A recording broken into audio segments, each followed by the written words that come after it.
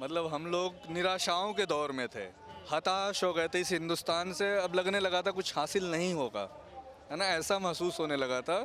उस दौर में इस आंदोलन ने हमें जो है ना फिर से एक मशाल दिया है, एक सूरज उगा है जो उजाला दे रहा है। और सिर्फ ये केवल हिंदुस्तान के लिए नहीं, पूरी दुनिया की निगाह इस पर है। फिर आप जाओ यहाँ वहाँ गाजीपुर पे भी यहाँ के लंगर चल रहे, सिखों के लंगर वहाँ भी चल रहे हैं। आप चले जाइए टिकरी बॉर्डर पे, राजस्थान बॉर्डर पे, वहाँ भी चल रहा है। तो ये इसकी ताकत है। अरे देश में आज़ादी की लड़ाई जो लड़ी गई थी, फेसबुक से थोड़े लड़ी गई थी, लेकिन ये बात पूरे हिंदुस्तान में पहुँच गई है कि किसान जो है, जो पैदा कर रहा है, 70 साल से उदास था, हताश था, आज आवाज़ लगा रहा है, बोलने लगा है। उसकी आवाज़ में इतनी मजबूती है कि इंटरनेट को उसकी ज़रूरत नहीं है, इंटरनेट के सहारे की ज़रूरत नहीं, गोदी मीडिया की ज़रूरत नहीं। आपको जेल में भेजा गया, क्या कारण था? मैं किसानों का आंदोलन के समर्थन में बनारस में जो है एक बोर्ड लेकर के गंगा मैया के बीच में ठंड में देखा हमने किसान जो है बारिश में यहाँ पे खड़े हैं, लड़ रहे हैं। तो हम क्या कर सकते हैं बनारस में, तो हमने अपना जो एक तख्ती बनाई, झंडा लिया हाथ में और गंगा में खड़े हो गए, सत्याग्रह शुरू किया।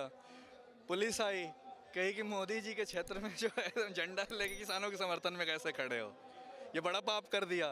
तो इस पाप की सज़ा क्या है, तुम्हें जेल डालना पड़ेगा। हमने पूछा, गंगा तो बह रही है, गंगा तो कहीं से रुकी नहीं, तो बंगाली खाड़ी में जा रही।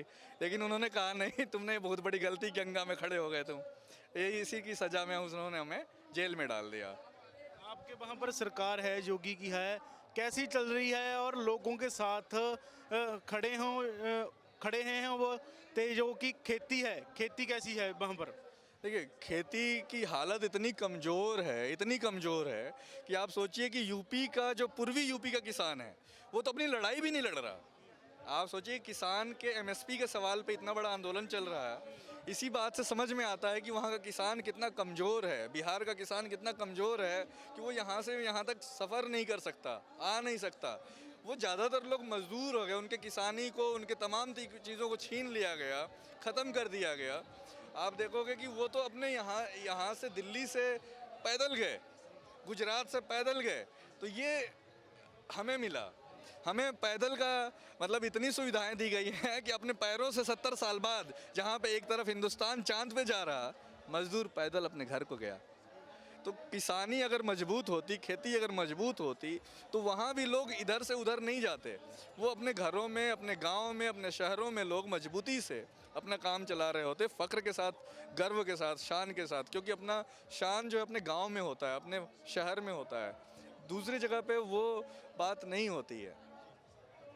आप खेती आंदोलन में आए हो, जहाँ पर किसानी संघर्ष में आए हो, आपको आकर जहाँ पर कैसा लगा? आपने क्या क्या देखा जो आपके दिमाग में आने से ना, देखकर बंदे के मन में एक पहली बार क्या आता है, कैसा लगा? ये बहुत बड़ा सवाल है वाकई में। मतलब हम लोग निराशाओं के दौर में थे, हताश हो गए थे इस हिंदुस्तान से। अब लगने लगा था कुछ हासिल नहीं होगा, है ना, ऐसा महसूस होने लगा था। उस दौर में इस आंदोलन ने हमें जो है ना फिर से एक मशाल दिया है, एक सूरज उगा है जो उजाला दे रहा है। और सिर्फ ये केवल हिंदुस्तान के लिए नहीं, पूरी दुनिया की निगाह इस पर है, पूरी दुनिया की निगाहें इस आंदोलन पर है। ये पूरी दुनिया को एक दिशा दे रहा है। हम आए, हमें भी नहीं था पता, महसूस ही नहीं हुआ कि हिंदुस्तान में, क्योंकि आंदोलनों को भी कमर्शियलाइज कर दिया गया है। आंदोलन को पॉलिटिकल पार्टियां कंपनियों की तरह बनाती हैं। यहाँ पे किसान आंदोलन एक जीवित जो है ना, एक नए तरीके का, एक नया आयाम है, जिसने कि यहाँ पे जगह जगह पे लंगर लगे हुए, गांव के लोगों ने लंगर लगाए हैं। ये कह रहे हैं कि ये क्या क्या खा रहे हैं। अरे जो पैदा कर रहा है वो नहीं खाएगा तो कौन खाएगा, है ना। जो प्रोसेसिंग कर रहा है वो चाहते हैं कि वो लोग खाए, प्रोसेसिंग करके फूड जो है वो खाएं बढ़िया, जो पैदा करे वो ना खाए। तो यहाँ की सबसे खूबसूरत बात ये है कि ये जो पंजाब है वो गुरु नानक देव की जो सीख है ना, उससे शुरू होता है। जो इसकी जड़ है, 550 साल पहले की जड़ है, इसलिए ये ऐसा है। जो 20 रुपए का उन्होंने वो शुरुआत किया है ना लंगर का कल्चर, वो उसकी जड़ है। और जो ताकत है गुरु गोविंद सिंह जी की, वो इस आंदोलन की ताकत है। वो दोनों मिल करके कि वो पूरा अहिंसक है और पूरी दुनिया को खिलाने लंगर और पंगत की बात करता है ना। लेकिन वो जो है, वो जो बीज पड़ा वो आज बड़ा पेड़ हो गया है, वो जो दिख रहा है जगह जगह पे। आप जाओ यहाँ वहाँ गाजीपुर पे भी यहाँ के लंगर चल रहे हैं, सिखों के लंगर वहाँ भी चल रहे हैं। आप चले जाइए टिकरी बॉर्डर पे, राजस्थान बॉर्डर पे, वहाँ भी चल रहा है। तो ये इसकी ताकत है। और सबसे बड़ी बात यह है कि हाथों में लाठियाँ भी हैं, तलवारें भी हैं, लेकिन ये जो आँखों में जब आप देखोगे तो वो मासूमियत है। जो नौजवान तलवार लिए हुए उसकी आंखों में वो मासूमियत है। वो कि कैसे अहिंसा को जो है ना, जो गुरु नानक देव की जो सीख है उसको कैसे मजबूत किया जाए, वो मजबूती जो है उसकी चेहरे से झलकती है पूरा का पूरा। तो ये एक, हाँ, ये पूरा का पूरा सर, मैं एक आधा शब्द आधा मिनट और लूँगा ख़त्म करने वाला। ये एक यूनिवर्सिटी है। मैं बता दूं आपसे कि ये पूरा का पूरा एक विश्वविद्यालय चल रहा है। 3 बॉर्डर पे, 4 बॉर्डर पे एक विश्वविद्यालय खुल गए हैं। प्रोफेसर हैं जो लंगर चला रहे प्रोफेसर है, कोई सफाईदार है, कोई इतना अनुशासित, इतने शहीद हो जाने के बाद इतना अनुशासित और संयमित दुनिया में कहीं कोई आंदोलन नहीं हुआ है। ਜੀ ਗੱਲ ਕੀਤੀ ਜਾਵੇ, ਤੁਸੀਂ ਕਿਹਾ ਕਿ ਨੌਜਵਾਨਾਂ ਦੇ ਹੱਥਾਂ 'ਚ ਤਲਵਾਰਾਂ ਨੇ, ਤਾਂ ਉਹਨਾਂ ਦੇ ਹੱਥਾਂ ਦੇ ਅੱਖਾਂ ਦੇ ਵਿੱਚ ਇੱਕ ਨਿਮਰਤਾ ਦਿਖਾਈ ਦਿੰਦੀ ਆ। ਜੇ ਗੱਲ ਕੀਤੀ ਜਾਵੇ, कुछ दिन पहला यहाँ पर पीछे एक स्टेज लगी हुई है जहाँ पर कुछ नौजवान आते हैं, उनके हाथ में तिरंगा होता है, वो बोलते हैं तिरंगे का अपमान हुआ है। और जिसके बाद वो रोड़े भी उधर से आने शुरू होते हैं, इधर किसान बैठे संघर्ष करते हैं, उनके ऊपर बरसाए जाते हैं। उसको आप कैसे देखते हो? नहीं, वो उपद्रवी लोग हैं और वो साजिश है। जब कोई बड़ा काम होने वाला है, मतलब किसानों के, मज़दूरों के, जो शोषित तबका है, जो सबसे कमज़ोर है, उसकी लड़ाई चल रही होती है ना, जब वो खड़ा हो जाता है। 70 साल में तो ये खड़ा हुआ है खुद से। अभी तक तो यही साजिश कर कर के बांट के, नफ़रतों से हमें बांटा गया, बांट बांट करके ये राज कर रहे थे। जो अंग्रेजी हुकूमत का था ना, डिवाइड एंड रूल, वही काम यहाँ के हमारे अपने लोग, सत्ता में बैठे हुए लोग यही काम कर रहे हैं। हमें बांटते थे और ये करते थे। उनके जो लोग हैं, अब उन्हें ये आंदोलन में अब समझ नहीं पा रहे थे वो करें तो क्या करें। ये आंदोलन शांतिपूर्ण तरीके से इतना लंबा चल रहा, लोग यहाँ से शहीद हो रहे और घर की तरफ जा रहे, उनकी नौजवान बुजुर्गों की लाशें उनके गांव जा रहे, उनके परिवार वाले रो रहे, और वहाँ यहाँ पे एक भी झड़प नहीं हुई। आप समझ गए, करीब 70-80, मुझे गिनती नहीं पता, पर 100 लोग हो गए होंगे अब तक, गए होंगे यहाँ से लाशें। उन्हीं का बेटा वहाँ बॉर्डर पे जो है सैनिक है, जो देश की रक्षा कर रहा, बाप जो है, माँ है, बहन है, भाई यहाँ पे हैं, है ना। तो ये तो षड्यंत्रकारी लोग हैं। अब उनको रास्ता नहीं दिख रहा, अब वो एकदम थक गए हैं, है ना। अब उनके पास रास्ता नहीं, तो वो अब ये ढूंढ रहे थे, वो भी ख़त्म हो गया। ਇਸ ਤੋਂ ਇਲਾਵਾ ਜੇ ਗੱਲ ਕੀਤੀ ਜਾਵੇ, ਪ੍ਰਧਾਨ ਮੰਤਰੀ ਨਰਿੰਦਰ ਮੋਦੀ बोलते हैं कि डिजिटल इंडिया, पर ਜਦੋਂ ਇਹੋ ਜਿਹਾ प्रदर्शन होता है तो नेट सेवाएं जो बंद कर दी जाती हैं, तां जो लोगों के पास सही मैसेज ना पहुंच पाए। उसके बारे में क्या कहना है? देखिए, ये कॉरपोरेट के हाथ में जो भी चीज़ें हैं, वो तभी तो ये सारा कुछ मोनोपोलाइज कर रहा था ना। वो ये मोनोपोलाइज करने के पीछे वजह ही यही है कि वो सब कुछ कंट्रोल कर लें। इंटरनेट कंट्रोल कर लिया, बीएसएनएल से इन्होंने सारा प्राइवेट किया, जियो, एयरटेल, वोडा, तमाम चीज़ें। इसीलिए तो किया है कि जब आवाज़ उठे तो खड़ी ना हो सके। ये उनका पहले से नियंत्रित तरीका, सुनियोजित तरीका है, तो वो करेंगे। लेकिन ये आवाज़ जो है ना, मुँह ज़बानी इतना दूर। अरे देश में आज़ादी की लड़ाई जो लड़ी गई थी, फेसबुक से थोड़े लड़ी गई थी।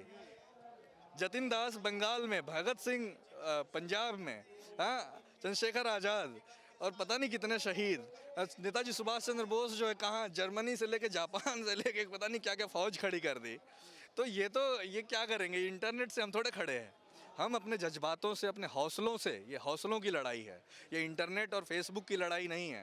तो इससे परेशान होने की बात नहीं है। ठीक है, हमारा संदेश चला जाता था, सेकंडों में नहीं जाएगा, लेकिन ये बात पूरे हिंदुस्तान में पहुंच गई है कि किसान जो है, जो पैदा कर रहा, 70 साल से उदास था, हताश था, आज आवाज़ लगा रहा है, बोलने लगा है। उसकी आवाज़ में इतनी मजबूती है कि इंटरनेट को उसकी ज़रूरत नहीं है, इंटरनेट के सहारे की ज़रूरत नहीं, गोदी मीडिया की ज़रूरत नहीं, है ना।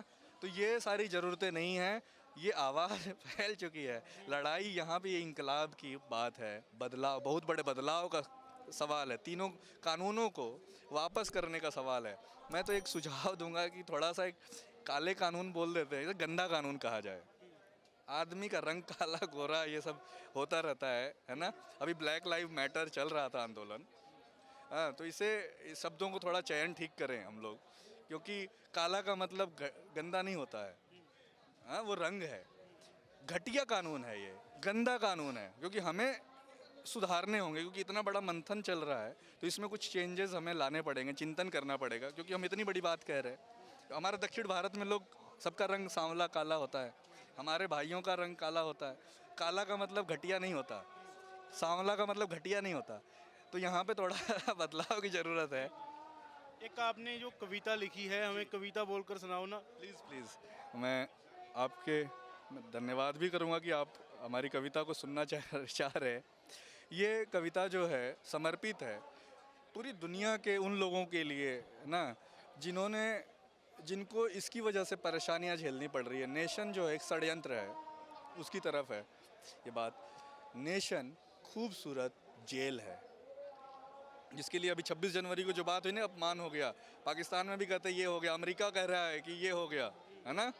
इंग्लैंड में भी चल रही है बात। लेकिन ये बाउंड्रियां जो हैं ईश्वर ने नहीं बनाई, अल्लाह ने नहीं बनाई, वाहेगुरु जी ने नहीं बनाई, किसी ने नहीं बनाया, है ना। सूरज रोशनी देता है, बादल बारिश करता है, चिड़िया कहीं से कहीं उड़ती है तो बाउंड्री नहीं देखती, है ना।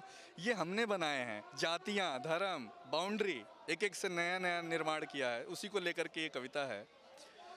नेशन खूबसूरत जेल है, अमीरों की बेवकूफ़ी का खतरनाक खेल है, चक्कर में इसके आदमी का बना रेल है। नेशन खूबसूरत जेल है, अमीर दिल करे आता दिल करे जाता, अमीर दिल करे आता दिल करे जाता।